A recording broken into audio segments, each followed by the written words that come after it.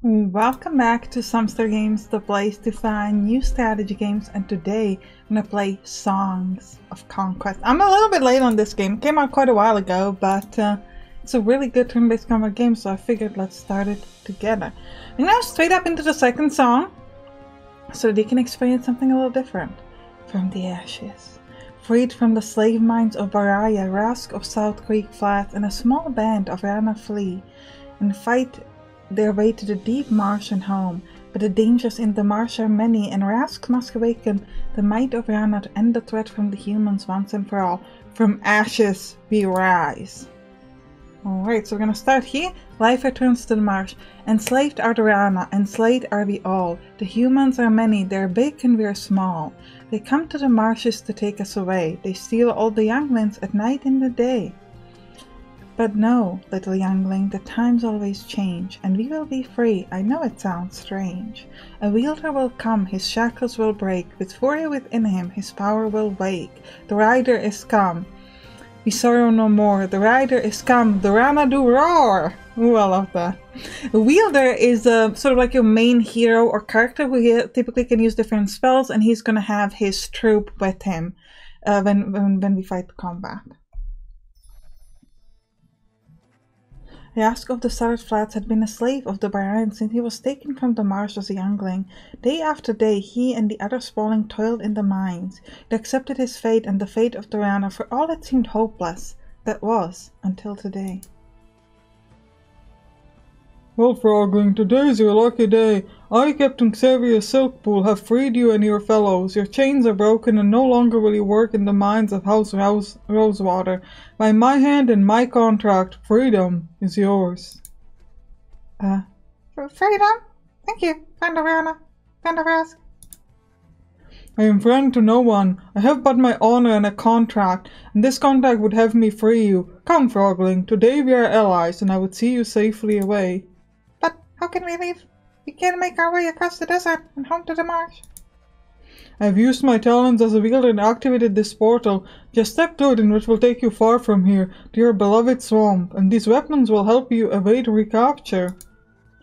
The marsh provides. We owe our lives to you, Captain Silkspool.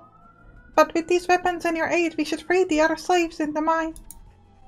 Too late. The alarm has been raised and Alea will come for you. Run home, little Rana. There's no profit in the world for you.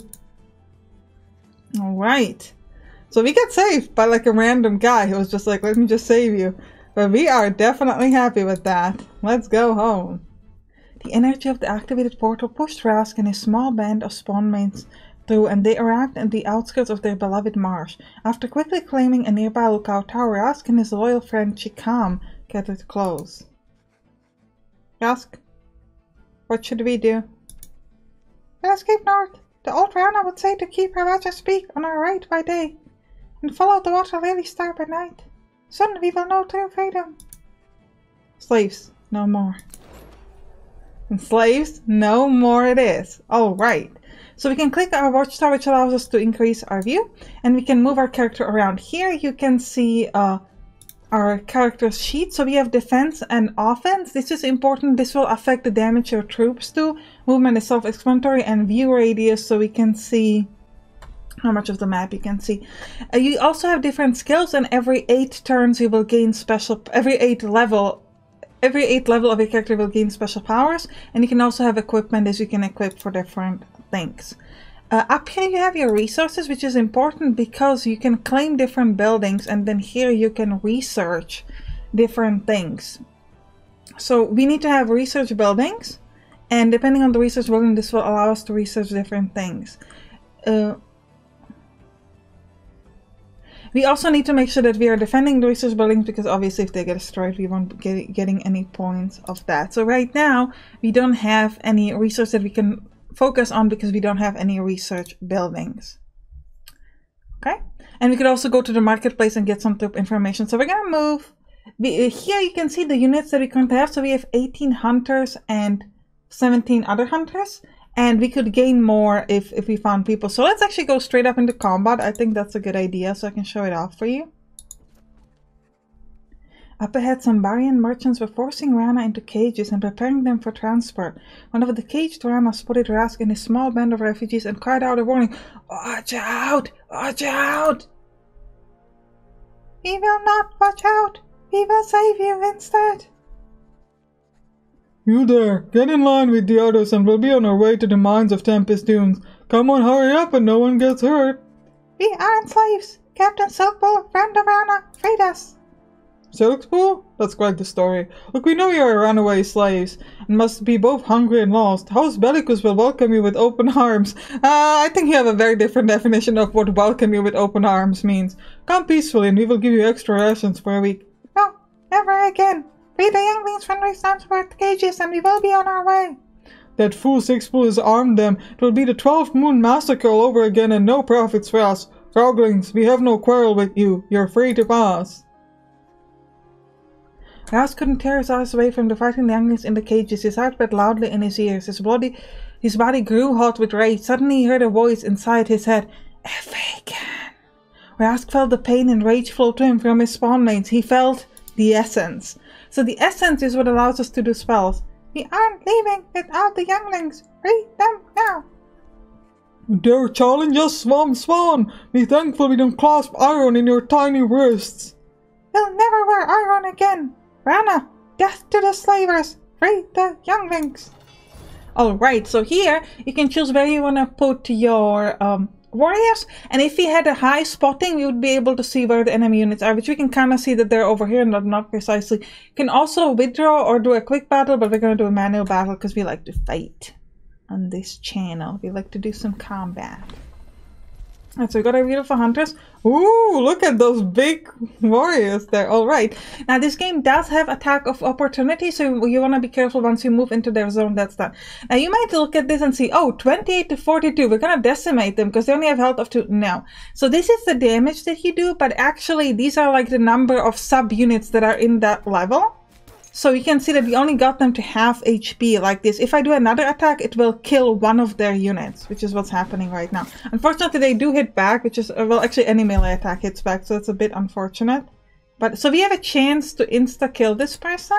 See, okay, we didn't succeed. So this is gonna hurt us a lot, this specific fight, but that's okay. And the green bar is showing you how much health is that for, like, that specific sub-unit that you're currently fighting. Alright, so we won. So we lost 11 and 8 and 11 hunters, which is quite a bit. Rask and his spawnmates relieved the chain up Rana, who quickly joined his ranks. Rask, what happened? We could all feel your power and rage pour into our bodies and strengthen us. We could see you wield magic. Something within me snapped and broke, like the chains around our necks. Perhaps I'm a wielder. Maybe I always was. The marsh adapts. I've never heard of a Rana wielder in our time, Rask. What should we do now? We must free as many Rana as we can and escape into the marsh. Alright, so we absolutely want to take all of them. So let's grab them. And we're gonna move here to see. So there are more captives in the cages. We can solve them or we can free them. Obviously we're gonna free them. Like, there's no world in which we would actually let them get hurt. Like, we're straight up going to save these people. Alright, now we have some interesting treasure over here, so let's go there. We got a lot of gold and other resources we could get. And I also want to grab this watchtower. We're gonna end our turn here, because we don't have any more movement. We joined the other escapes to fill their water skin from the pond and drink their fill. Chica, what is it? I'd forgotten what the marsh smells like. In the mines I would dream about home, imagining my village and the pond where I spawned. But every year, I'd lose a little more of that memory. I'll never go back to the mines, my friend. Never. We'll run and run to the deep marsh, where the Barons will never find us. Alright, and we got ourselves a second tower. We still don't have anything for research yet. But that's okay. And I can't build anything yet either, unfortunately, but that's okay. We're soon gonna get enough XP. Well, actually, I don't know if we're gonna get enough XP soon, but hopefully. Let's get some resources. Ooh, this looks like this. I apologize. We're gonna have to cut this episode very short. We didn't even get to see like level ups and things like that, but they are in the game. But yeah, unfortunately, I have to go. So, but we'll probably look at the game again when it comes out of early access and things like that, so you'll see it then. So hopefully you enjoyed this quick episode, and you can click on the right towards some other game that you found on this channel. See you there. Bye bye.